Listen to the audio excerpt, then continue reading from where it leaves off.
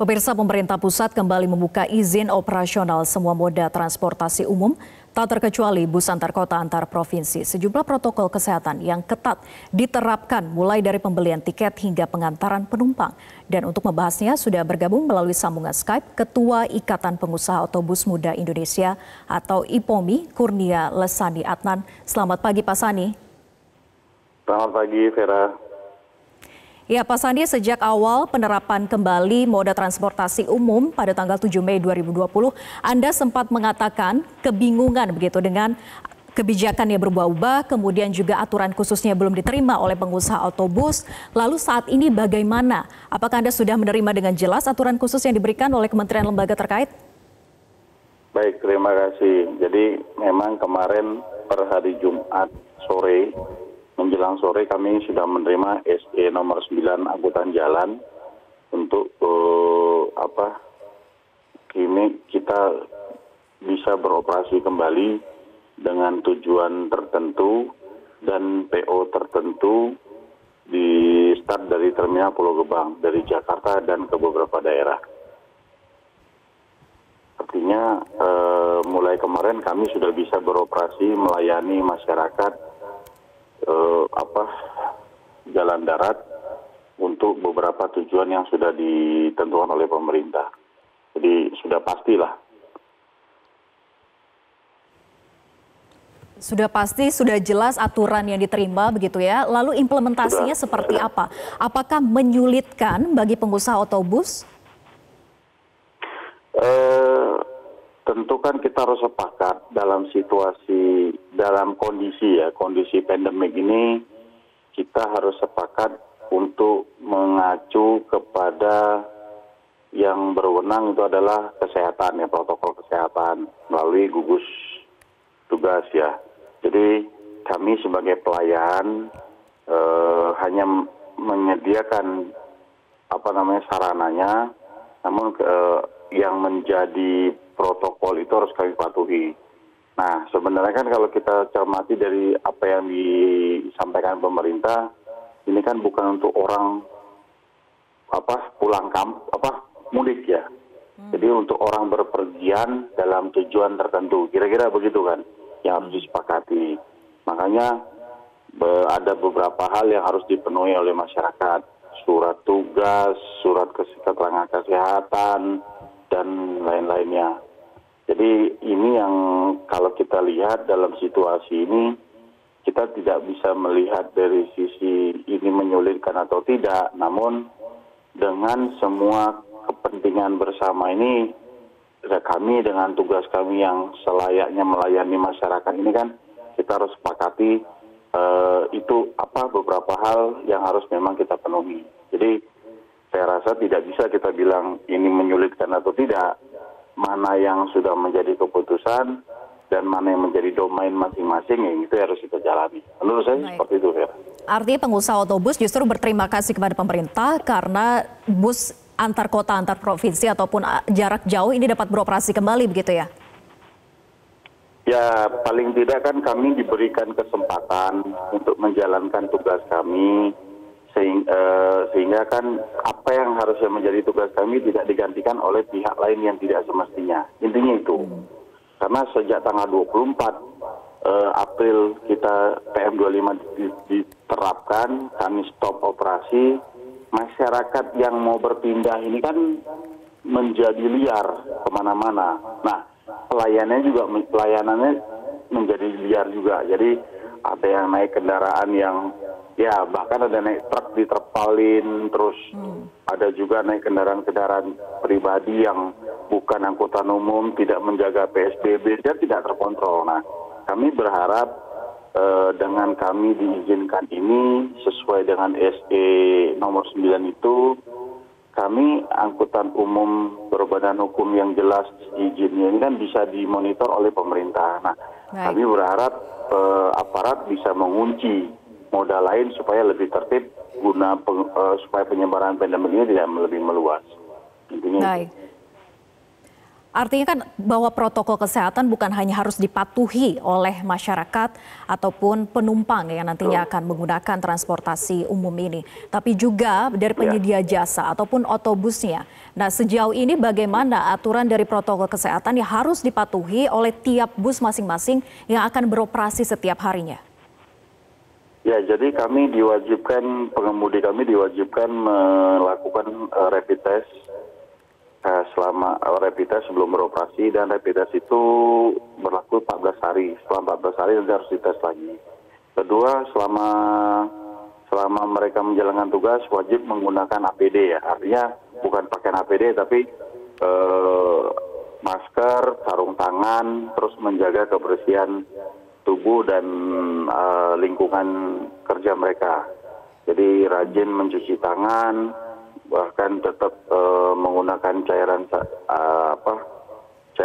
hand sanitizer kalau diperlukan. Jadi tetap protokol itu dilaksanakan oleh pengemudi. Sejauh ini ada berapa pengusaha otobus yang sudah diizinkan kembali beroperasi? 35 PO yang sudah mendapatkan itu 35 PO. Ya, ini hanya yang di Pulau Gebang saja ya? Saat ini yang dibuka oleh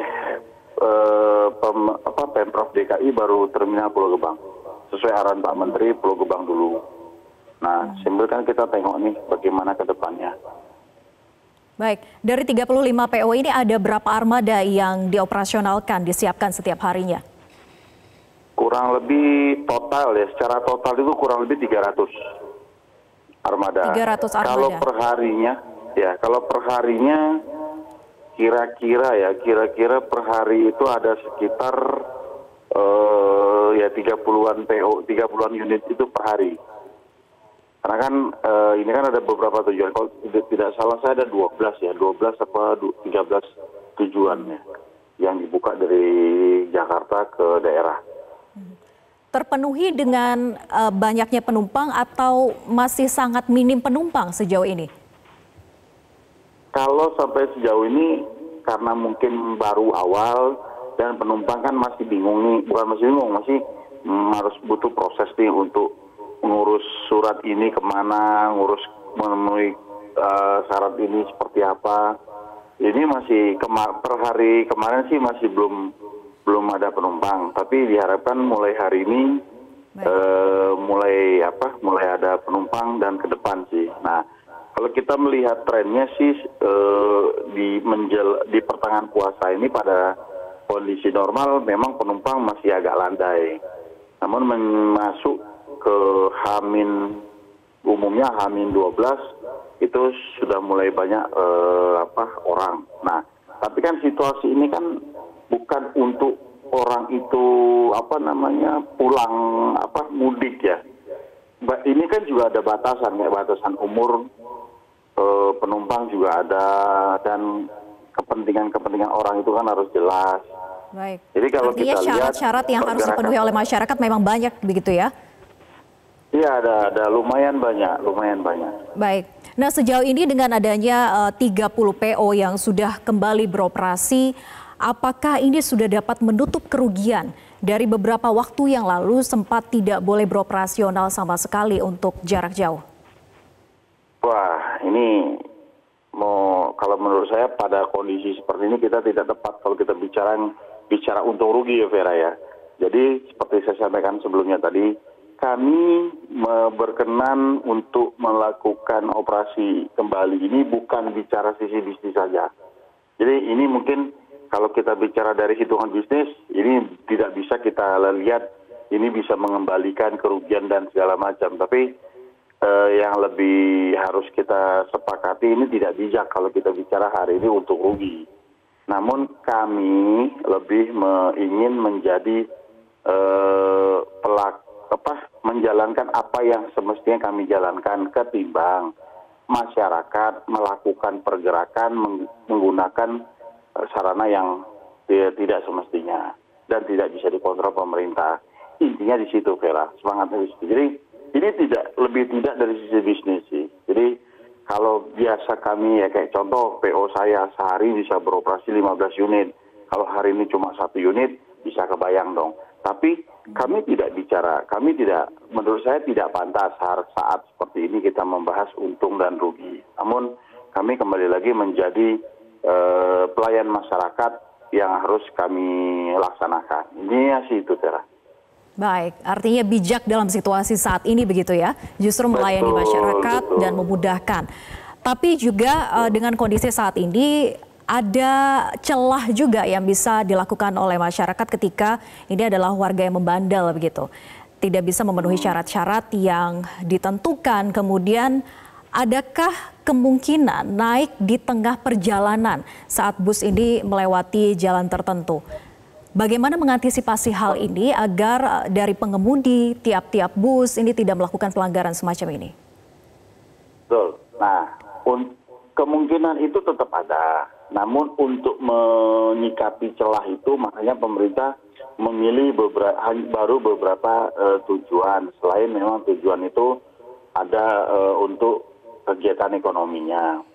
Namun kami masing-masing operator kepada seluruh pengemudi yang beroperasi, kami tegaskan kepada seluruhnya apa yang menjadi kewajiban dan apa yang menjadi hak.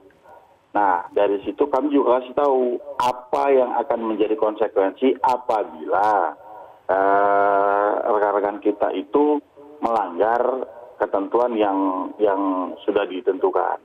Nah, jadi kami pun kepada seluruh kru memberikan pemahaman untuk kita beroperasi saat ini untuk apa dan kita harus seperti apa, konsekuensinya bagaimana.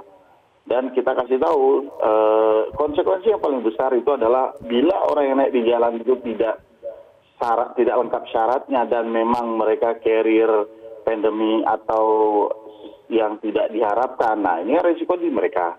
Jadi ini memang yang kita tekankan kepada kru. Insya Allah ini bisa kita jaga sama-sama dan tidak sampai terjadi hal yang seperti tidak diharapkan seperti ini.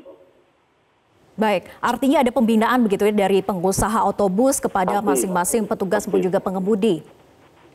Pasti, dan di jalan kan juga petugas secara di checkpoint kan juga ada untuk diperiksa dan wajib diperiksa. Baik, artinya cara pengawasannya juga bukan hanya dari pihak otobus, tapi juga dari pemerintah daerah terkait ataupun petugas yang berada di lapangan begitu ya? Betul, Vera. Jadi kemarin Pak Kakor Lantas dan Dirlantas Polda Metro juga menyampaikan hal yang serupa, juga penekanan oleh Bapak Dirjen Perhubungan Darat ke seluruh jajarannya, karena di checkpoint itu kan lengkap institusinya. Baik, terima kasih. Ketua IPOMI Kurnia Lesani Adnan sudah bergabung bersama kami di Metro Pagi Prime Time.